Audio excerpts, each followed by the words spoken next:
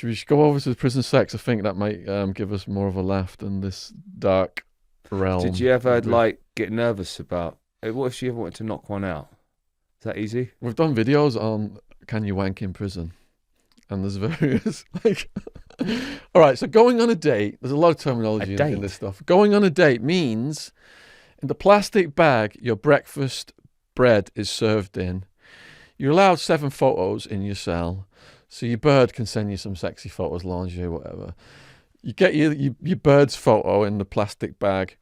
You get some tape and you put it on the shower wall, and the plastic bag protects the water, and that's going on the date, is beating off to the pic of your girlfriend.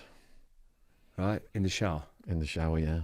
Are the showers have you got private cubicle or not? So there's a lot of different showers in different security levels of prison. So in Supermax, you got your own cubicle. In Max Security, there was a day room and there was a bunch of open plan showers.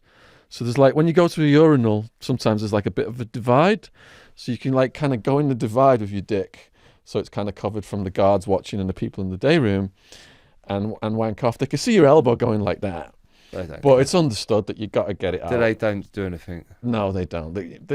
Okay, all sexual acts in prison are considered a disciplinary infraction, and they can write you up for any sex act in prison, whether masturbation or sex with a guard, consensual or otherwise.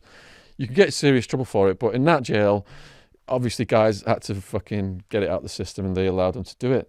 But in other circumstances, if a female guard pops up at your door doing a count in the night and you're whacking off, you're going to get a very serious charge for that. Right. Yeah. So you don't whack off in your bed? You got to time it right. I generally did it in the shower where I knew What about I had rapes and all that sort of stuff? Rape is so common in American prison, you've got to go to a rape class now to get taught how not to get raped. How do you not get raped? Well, the rape class is just a waste of time. It's just a box ticking exercise. You watch a video, there's young people in the day room. There's predators in the day room. The new arrivals come in, and the young people who are naive and don't know the ropes and are hungry take food from the predators. Then they got them. Because then they say, look, you got to pay for that now. Well, I got no money.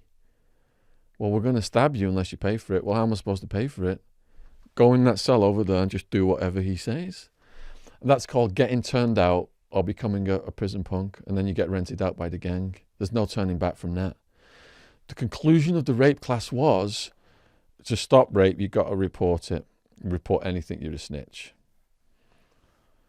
So it's just... How often do people get done for being snitches? People get really... at the bottom of the spectrum, the hierarchy are snitches and chomos, and they are generally KOS. But there's a lot of people saying this guy's done. Do they not have their own dorm? Sort of yes, if they get brutalized so much, they will get sent to their own prisons eventually. If they make it out alive. What a horrible time, hey! I'm intrigued to read this. Yeah, scary. I can see the picture, your face, oh Jesus. Yeah, I'm going to send you Nietzsche's Ecce Homo as well. Wow. So I had trans friends in prison that would melt plastic into sex toys. Do melt plastic? Into sex toys. I had one, Zena, who was 6.5 foot, very charismatic. She made her own beaded G-string. Wow. And she introduced me to a friend, Donna, who had completed the removal of the testicles with a razor blade. And Donna was the closest thing to a woman I saw. And she was coming on to me saying she loved the English accent and she was an Anglophile. She took her testicles off in prison? Yeah. How did she do that? All right, well, Zena did it as well later on. I'll tell you exactly how Zena did it because she written me a 10 fucking page letter on it. So Zena wakes up one morning. I know castratos, back in medieval ages, they would, to keep a choir boy with a high voice, they tied their balls and it would just drop off. So Zena had Mosby's medical dictionary and a cup of coffee. No painkiller whatsoever. With a felt tip pen, she drew various lines on her scrotum. Gets the razor blade, cuts the scrotum open. The testicles are on branches called the vas deferens. she severs through the spermatic cord on one side and the grizzle to get one side off. What does that mean? What does that do? Why? There's like spermatic cord and grizzle holding the testicle to the vas deferens, just like two eggs on either side. Yeah. So she gets the razor blade and cuts through that. She's got it tied off to stop the blood. How did she tie it off? I don't know, but the other testicle. I'll give you the whole details. I'm just paraphrasing from her letter after the podcast. It's in my book Prison Time if anyone wants to check it out. The other nut must have known what was coming because it retracted into her body. So now she's got her hands up in her guts looking for it. And where she has got it tied off to stop the blood comes open and blood squirts across the cell. And now she's thinking she's got to get the other one off. She's going dizzy. She's going to die. The red hot pain is hitting her from cutting the first one off. She's going dizzy. She's scrambling around and she said she could feel her organs and stuff, squishy stuff, trying to find this other testicle, but she couldn't find it. But fortunately for her, they got a helicopter to the prison just in time to get her to hospital to save her life. She was on suicide watch for a year and then she cut the other one off.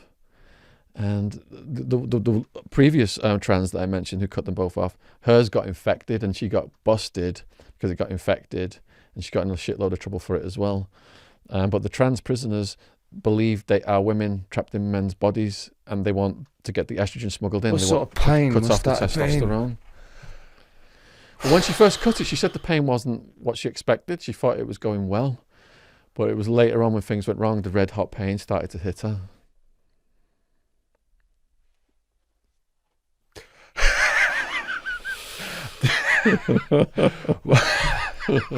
Have you heard that story before? You haven't heard the story about when she first came in. It's hot or not? It's a horrible, dark story. Oh, raped. And how she stopped it. Oh. She started fighting back and she used bird beak strike out of karate, where she took the next two times the gang came to rape her, the first member of the gang to put his hand on her, she pulled his eyeball out. After she did that twice, they left her alone. On two separate occasions she did that. It actually worked. Yeah.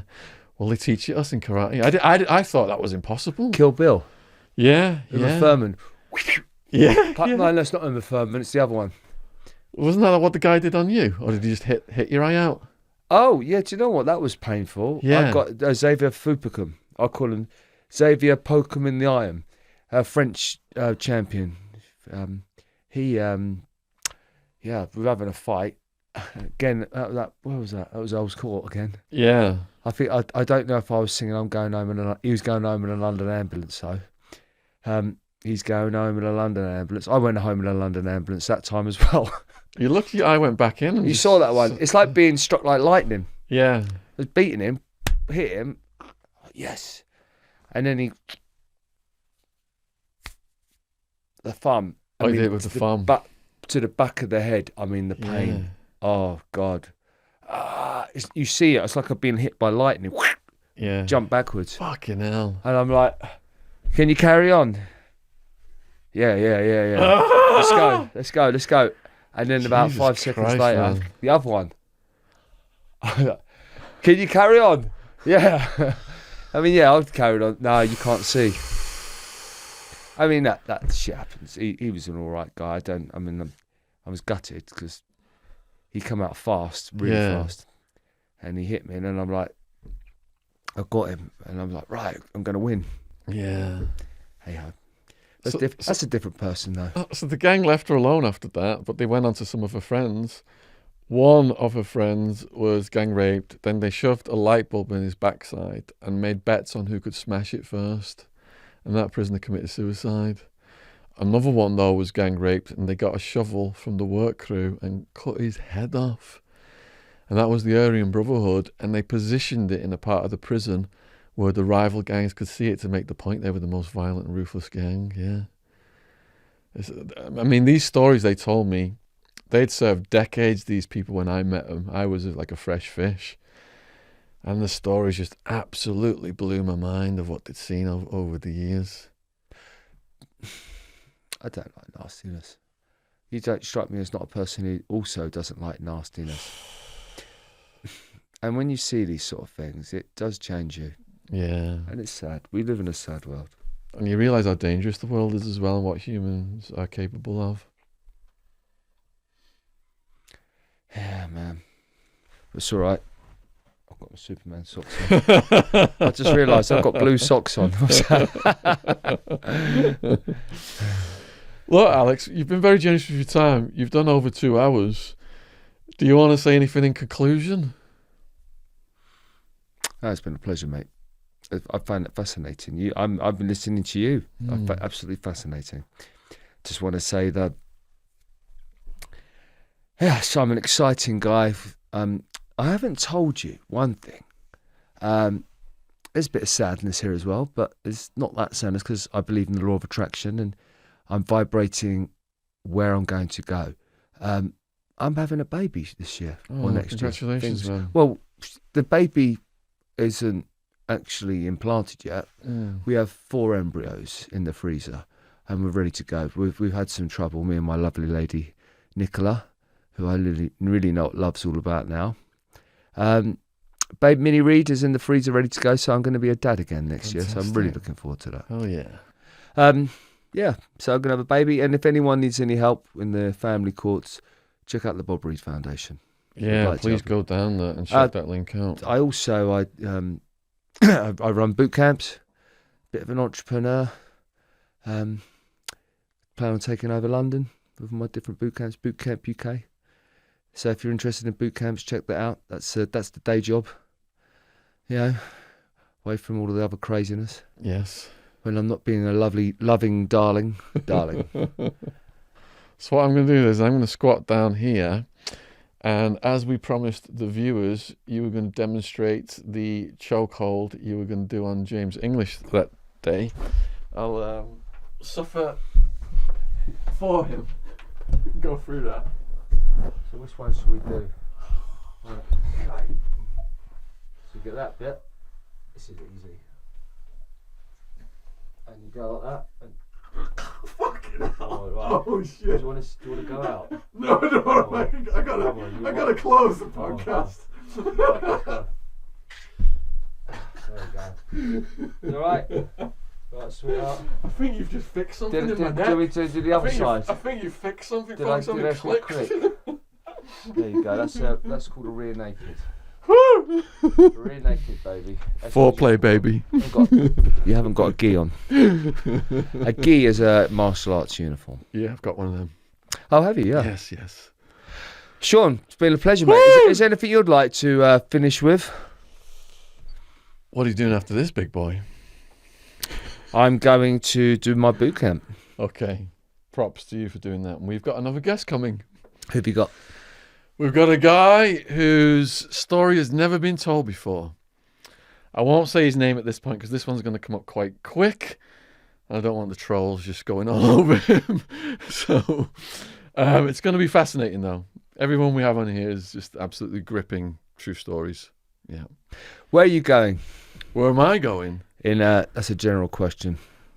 Oh, man, it's like... 51 years young.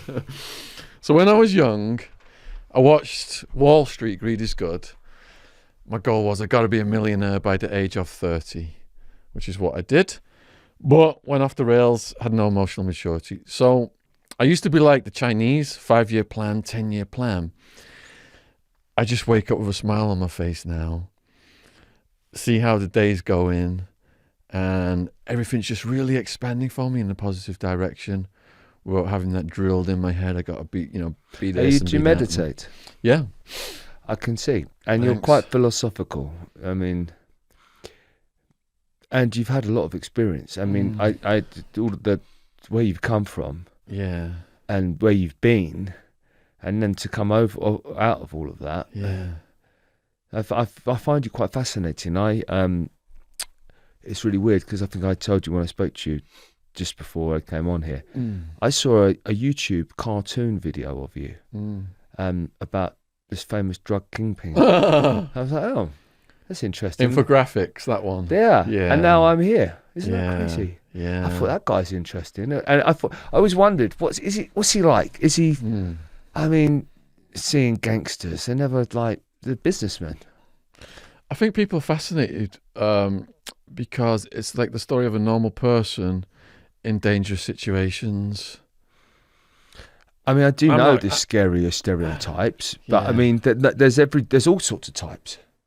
The stereotype is like the scary looking dude, Yeah. and I've seen these sort of people, and they're scary, and I see that nastiness, but that's not all gangsters. I get criticised all the time. People say Attwood thinks he's a gangster. Attwood's, saying he's a gangster. I've never ever said I was a gangster. Yeah. I graduated from university and just set my sights on transferring the rave scene from Manchester to Arizona. Well, who are the biggest gangsters on the planet? The governments. The government, politicians. Yeah, absolutely. Yeah, let's go and let's make, like I said earlier on, legality doesn't mean morality, Yeah. and just because it's legal doesn't mean it's right. And it's we need to stop this. We do. We need to end the war on drugs and start the war on pedophiles. Yeah. Will we ever do that? I think the public pressure is rising. I mean, But- the Epstein case. How do you stop that? Shaun, How do you stop that? everyone though? from Prince Andrew, Well, all these people. But how do you stop that though? When there's so many bad people. I'd love to go what they're doing the ghettos in Bangladesh and in India. They're going in these poor children who are just. I just interviewed a guy called Ron Swanson, and it was the first guest who made me vomit in my mouth. And I vomited in my mouth interviewing this guest because he talks about the kids in those countries and these things called red rooms, where you pay to watch it and you pay for the level of torture you want to be done on the kid and the kid to ultimately be murdered. Red rooms, yeah, they're out there, it exists.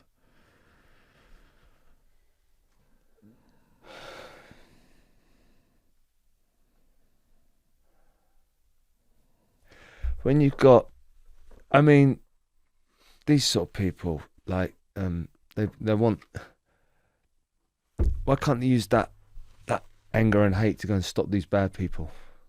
They do, don't they? There's like a cycle of it, isn't there? Where a lot of people who were abused end up feeling that the only way they have any power is to like put a gun to someone's head or to do something abusive back to someone else, because no one's helped them their entire lives. The government shutting down the youth centres and all these things are factors that just contribute to this.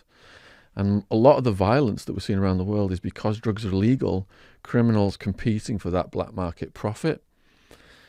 Knife crime in London, hundreds of thousands dead in Mexico. A lot of it revolves around the drugs being illegal. Sorry, that's just still trying to get that image out of my head. Well, I've got the podcast. It's going up. Ron Swanson, The Deep Web and Red Rooms. If people want to watch that one, but Ron believes by exposing it, by showing what's happening, it's the only way to get these things shut down. Could we look? We're Bruce Wayne and Tony Stark together, and we've got multi-billion dollars. We create our own army of anti-paedophile Edward Wood equalisers. Is that going to stop it all? We're going to kill them all. Is that going to stop it all? Let's look. What about castration then? Doesn't even work. That does. It's still just. From what I know, yeah, it's going to stop them physically being able to get an erection. And there's castration where they can have chemical castration. But how does it? Doesn't necessarily stop someone to abuse. The majority of it is men, isn't it? And I think if you can cut off the male sex drive by chemical castration, perhaps Is it the majority men? I don't know the statistics. Yeah, it is. I'm not. That would make common sense. Yeah. And the most common, it's like within the family, and alcohol is involved.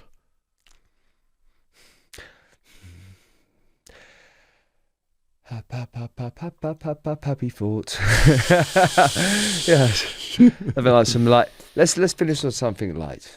And I'm not trying to generate this. I mean, generate. That's the word. Throw this under the carpet. Yeah. I'm conscious that we're about to leave, and I want to. Yeah. I want to leave with some energy. That we're happy. Yeah, it's a nasty world, but look, there are good people. There are good people. There are, man. It's there's good and bad in everyone. There's good and bad all over the world. By focusing on the good, we can help it come out. Yeah. Yeah, maybe I keep talking about that critical mass where like enough people can vibrate at the same frequency. Mm-hmm. I generally believe that will save us. Yes. Make us. I think human beings are naturally good. They are. And we've been corrupted. I'm not going to go into this because we'd be here all day with Mm-hmm. the Garden of Eden and all the different anarchy and being twisted and bent and all that sort of stuff by different entities and beings and aliens and all that sort of stuff. But long story short, we are good and we're trying to get back. There's enough good people. Once we, it's a message of love. Yeah.